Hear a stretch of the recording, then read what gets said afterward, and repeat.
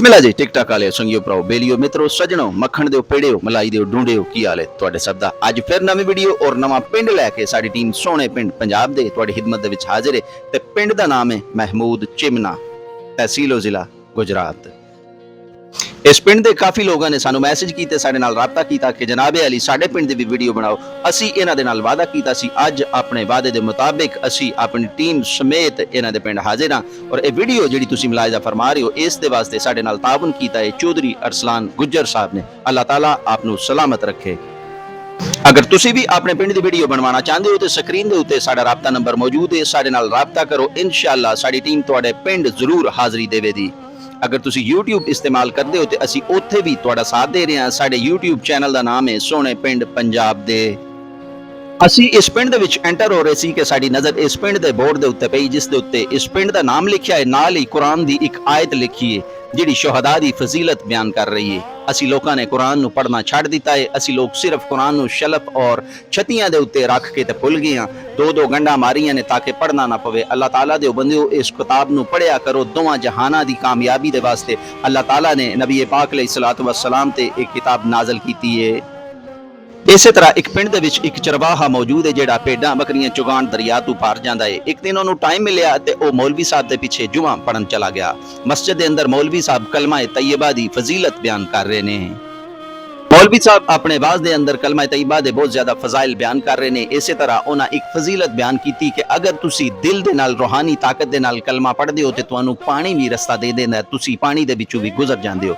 ਚਰਵਾਹੇ ਨੇ ਇਹ ਗੱਲ ਬੜੇ ਗੌਰ ਦੇ ਨਾਲ ਸੁਣੀ ਤੇ ਬਹੁਤ ਹੀ ਖੁਸ਼ ਹੋਇਆ। ਉਹਨੇ ਆਖਿਆ ਮੇਰੇ ਤੇ ਸਾਰੇ ਮਸਲੇ ਹੀ ਹੱਲ ਹੋ ਗਏ ਨੇ।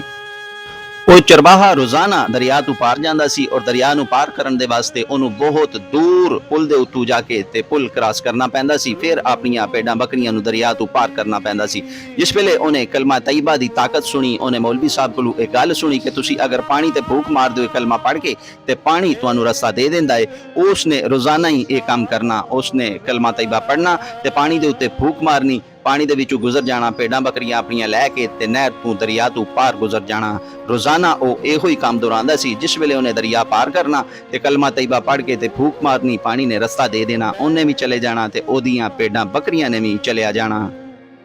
ਇਸੇ ਤਰ੍ਹਾਂ ਇੱਕ ਦਿਨ ਚਰਵਾਹਾ ਆਪਣੀਆਂ ਬੱਕਰੀਆਂ ਮਾਮੂਲ ਦੇ ਮੁਤਾਬਿਕ ਦਰਿਆ ਦੇ ਇਸ ਪਾਰ ਚਰਾ ਰਿਹਾ ਹੈ ਕਿ ਉਹਦੀ ਨਜ਼ਰ ਮੌਲਵੀ ਸਾਹਿਬ ਤੇ ਪਈ। ਉਹਨੇ ਵੇਖਿਆ ਕਿ ਮੌਲਵੀ ਸਾਹਿਬ ਬਹੁਤ ਤੇਜ਼ੀ ਦੇ ਨਾਲ ਬੜੀ ਜਲਦੀ ਦੇ ਵਿੱਚ ਆ ਰਹੇ ਨੇ ਤੇ ਉਹਨੇ ਦਰਿਆਫਤ ਕੀਤਾ ਕਿ ਜਨਾਬੇ ਅਲੀ ਅੱਜ ਖੈਰ ਤੇ ਆਏ ਨਾ ਕਿ ਬੜੀ ਜਲਦੀ ਦੇ ਵਿੱਚੋਂ।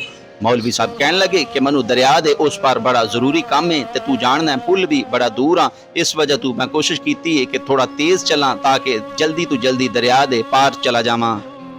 ਉਹ ਚਰਵਾਹਾ ਬੜਾ ਜ਼ੋਰ ਦਾ ਕਹਿਕਾ ਲਾ ਕੇ ਹੱਸਿਆ ਤੇ ਨਾਲ ਹੀ ਕਹਿਣ ਲੱਗਾ ਕਿ ਮੌਲਵੀ ਸਾਹਿਬ ਤੁਸੀਂ ਵੀ ਅਜੀਬ ਗੱਲਾਂ ਕਰਦੇ ਹੋ। ਆਈਏ ਪਿਛਲੇ ਜੁਮੇ ਤੇ ਮੈਂ ਤੁਹਾਡੇ ਪਿੱਛੇ ਜੁਮਾ ਪੜਿਆ ਤੇ ਆਪੇ ਹੀ ਤੁਸੀਂ ਕਹਿ ਰਹੇ ਸੀ ਕਿ ਕਲਮਾ ਤੈਯਬਾ ਅਗਰ ਕੋਈ ਬੰਦਾ ਪੜ੍ਹ ਕੇ ਤੇ ਪਾਣੀ ਦੇ ਉੱਤੇ ਫੂਕ ਮਾਰਦਾ ਹੈ ਤੇ ਪਾਣੀ ਉਹਨੂੰ ਰਸਤਾ ਦੇ ਦਿੰਦਾ ਤੇ ਤੁਸੀਂ ਬੇਵਕੂਫਾਂ ਵਾਲੇ ਕੰਮ ਕਿਉਂ ਕਰਦੇ ਹੋ, ਏਡੀ ਦੂਰ ਕਿਉਂ ਜਾਂਦੇ ਹੋ? ਕਲਮਾ ਤੈਯਬਾ ਪੜੋ, ਪਾਣੀ ਦੇ ਉੱਤੇ ਫੂਕ ਮਾਰੋ ਤੇ ਦਰਿਆ ਪਾਰ ਕਰ ਜਾਓ। ਮੌਲਵੀ ਸਾਹਿਬ ਨੇ ਅੱਗੋਂ ਬੜਾ ਅਜੀਬੋ ਗਰੀਬ ਜਵਾਬ ਦਿੱਤਾ ਤੇ ਕਹਿਣ ਲੱਗੇ ਕਰਮ ਦੀਨਾ ਪਾਸੇ ਤੇ ਹੋ ਜਾ, ਏਡਾ ਡੂੰਗਾ ਦਰਿਆ ਹੈ ਤੇ ਤੂੰ ਡੋਬਣਾ ਹੈ। ਮੌਲਵੀ ਸਾਹਿਬ ਇਹ ਗੱਲ ਕਰਕੇ ਤੇ ਪੁਲ ਦੀ ਤਰਫ ਬੜੀ ਜਲਦੀ ਔਰ ਤੇਜ਼ੀ ਦੇ ਨਾਲ ਰਵਾਂ ਦਵਾਂ ਨੇ। ਤੇ ਗੱਲ ਸਾਰੀ ਅਕੀਦੇ ਦੀ ਹੈ। ਈਮਾਨ ਪੁਖਤਾ ਹੋਵੇ ਤੇ ਪਾਣੀ ਰਸਤੇ ਦੇ ਦਿੰਦੇ ਨੇ, ਈਮਾਨ ਪੁਖਤਾ ਨਾ ਹੋਵੇ ਤੇ ਬੰਦਾ ਜਿਹੜਾ ਵੱਡਾ ਵੀ ਮੌਲਵੀ ਹੋਵੇ ਜਾਂ ਫਿਰ ਹਾਫਿਜ਼ ਕੁਰਾਨ ਹੋਵੇ ਬੰਦਾ ਨਾਕਾਮ ਹੈ। ਹੁਣ ਤੁਹਾਡੇ ਨਾਲ ਕੁਝ ਇਸ ਪਿੰਡ ਦੀ ਵੀ ਇਨਫੋਰਮੇਸ਼ਨ ਸ਼ੇਅਰ ਕਰਦੇ ਚਲੀਏ। ਅਗਰ ਤੁਸੀਂ ਗੁਜਰਾਤ ਤੋਂ ਡਿੰਗੇ ਦੀ ਤਰਫ ਸਫ਼ਰ ਕਰਦੇ ਹੋ, ਬਰਸਤਾ ਗੁਜਰਾਤ ਡਿੰਗਾ ਰੋਡ ਤੇ ਗੁਜਰਾਤ ਤੋਂ ਤਕਰੀਬਨ 8 ਕਿਲੋਮੀਟਰ ਦੂਰੀ ਔਰ ਡਿੰਗਾ ਤੋਂ ਤਕਰੀਬਨ 22 ਕਿਲੋਮੀਟਰ ਦੂਰੀ ਤੇ ਇਹ ਪਿੰਡ ਵਾਕਿਆ ਹੈ, ਜਿਸ ਨੂੰ ਉਰਫੇ ਆਮ ਦੇ ਵਿੱਚ ਮਹਿਮੂਦ ਚਿਮਨੇ ਨਾਮ ਤੋਂ ਮੁਖਾਤਿਬ ਕੀਤਾ ਜਾਂਦਾ ਹੈ। ਇਸ ਪਿੰਡ ਦੇ ਵਿੱਚ 300 ਤੋਂ 350 ਘਰ ਆਬਾਦ ਨੇ ਔਰ ਇਸ ਦੀ ਆਬਾਦੀ ਤਕਰੀਬਨ 2000 ਤੋਂ 2500 ਨਫੂਸ ਤੇ ਮੁਸ਼ਤਮਿਲ ਹੈ। ਪਿੰਡ ਦੇ ਵਿੱਚ ਬੱਚਿਆਂ ਔਰ ਬੱਚੀਆਂ ਦੇ ਵਾਸਤੇ ਸਰਕਾਰ ਨੇ ਇੱਕ ਪ੍ਰਾਇਮਰੀ ਸਕੂਲ ਵੀ ਬਣਾਇਆ ਹੈ। ਇਸ ਪਿੰਡ ਦੇ ਇਰਦ ਗਿਰਦ ਜਿਹੜੇ ਪਿੰਡ ਵਾਕਿਆ ਨੇ ਉਹਨਾਂ ਦੇ ਨਾਮ ਕੁਝ ਇਸ ਤਰ੍ਹਾਂ ਨੇ: ਦਾਲੀ ਬਾਂਟ, ਬੋੜਾ ਬਾਂਟ, ਗੋਰਸੀਆਂ ਔਰ ਦੁੱਲਾਵਾਲਾ। ਇਸ ਪਿੰਡ ਦੇ ਅੰਦਰ 2 ਮਸਜਿਦਾਂ ਨੇ। ਇੱਕ ਜਾਮਿਆ ਮਸਜਿਦ ਹੈ ਜਿਸ ਦਾ ਨਾਮ ਜਾਮਿਆ ਮਸਜਿਦ ਗੁਲਜ਼ਾਰ ਮਦੀਨਾ ਹੈ। ਇਸ ਮਸਜਿਦ ਦੇ ਅੰਦਰ कारी अहमद नवाज साहब इमामत और खिताबत ਦੇ फराइज सर अंजाम दे रहे ने। अल्लाह ताला आप दे इलम और अमल दे विच बरकतां अता फरमाए। आप इस वक्त उमरा पाक दी सादत हासिल कर रहे हैं और मक्का और मदीना दी जियारत फरमा रहे हैं। अल्लाह ताला आप नू मजीद तरक्कियां अता फरमाए। पिंड दे अंदर 2 कब्रस्तान ने बच्चियां और बच्चियां दे वास्ते एक मदरसा भी मौजूद है जिथे दीनी तालीम दी जाती है। ਇਸ ਪਿੰਡ ਦੀ ਫਲਾਹ ਬਹਿਬੂਦ ਦੇ ਵਾਸਤੇ ਇੱਕ ਵੈਲਫੇਅਰ ਸੁਸਾਇਟੀ ਵੀ ਕੰਮ ਕਰ ਰਹੀ ਹੈ, ਜਿਸ ਦਾ ਨਾਮ ਮਹਿਮੂਦ ਚਿਮਨਾ ਵੈਲਫੇਅਰ ਸੁਸਾਇਟੀ ਹੈ। ਇਸ ਪਿੰਡ ਦੇ ਅੰਦਰ ਇੱਕ ਦਰਬਾਰ ਵੀ ਮੌਜੂਦ ਹੈ, ਜਿਸ ਦੇ ਅੰਦਰ ਬਜ਼ੁਰਗ ਮੀਆਂ ਮਹਿਮੂਦ ਸਾਹਿਬ ਦੀ ਕਬਰ ਪੁਰ ਅਨਵਰ ਮੌਜੂਦ ਹੈ ਔਰ ਇਹਨਾਂ ਦੇ ਨਾਮ ਤੋਂ ਹੀ ਮਹਿਮੂਦ ਚਿਮਨਾ ਪਿੰਡ ਦਾ ਨਾਮ ਹੀ ਮਨਸੂਬ ਹੈ। ਇਸ ਦਰਬਾਰ ਤੇ ਹਰ ਸਾਲ ਅਪ੍ਰੈਲ ਦੀ ਤੀਸਰੀ ਜੁਮੇਰਾਤ ਨੂੰ ਉਰਸ ਵੀ ਮਨਾਇਆ ਜਾਂਦਾ ਹੈ। ਇਹ ਪਿੰਡ ਨੇ ਸ਼ੂਟਿੰਗ, ਵਾਲੀਬਾਲ ਔਰ ਕ੍ਰਿਕਟ ਦੇ ਅੰਦਰ ਵੀ ਆਪਣਾ ਲੋਹਾ ਮਨਵਾਇਆ ਹੈ ਔਰ ਕ੍ਰਿਕਟ ਦੇ ਵਿੱਚ ਵੀ ਬਿਹਤਰੀਨ ਨਾਮਵਰ ਪਲੇਅਰ ਪੈਦਾ ਕੀਤੇ ਨੇ। ਇਸ ਟੀਮ ਦੇ ਮਸ਼ਹੂਰ ਖਿਡਾਰੀ ਸ਼ਹਿਰਯਾਰ ਸਾਹਿਬ, ਆਤਿਫ ਚੌਹਾਨ, ਰਿਜ਼ਵਾਨ ਮਹਿੰਦੀ ਔਰ ਨਦੀਮ ਚੌਹਾਨ ਸਾਹਿਬ ਨੇ।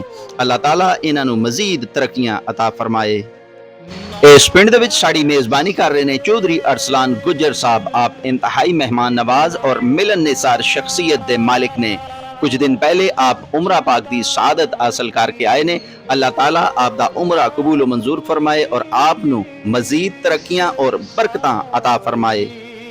सामने तुसी नज़ारा कर रहे हो जामिया मस्जिद गुलजार मदीना दा। इस पिंड दी ये वड्डी मस्जिद है, इस दे अंदर इमामत और खिताबत दे फराइज अंजाम दे रहे ने कारी अहमद नवाज साहब। अल्लाह ताला आप दे इलम दे विच मजीद बरकतां अता फरमाए।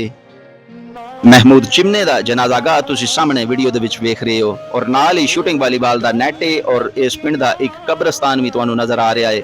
ਪਿੰਡ ਦਾ ਸਰਕਾਰੀ ਸਕੂਲ ਹੈ ਜਿਹੜਾ ਤੁਸੀਂ ਵੇਖ ਰਹੇ ਹੋ, ਇਸ ਦੇ ਨਾਲ ਦਾਰਾ ਔਰ ਮੀਆਂ ਮਹਿਮੂਦ ਰਹਿਮਤੁल्लाह ਅਲੈਹ ਦਾ ਮਜ਼ਾਰ ਵੀ ਇਸ ਦਾਰੇ ਦੇ ਨਾਲ ਮੌਜੂਦ ਹੈ।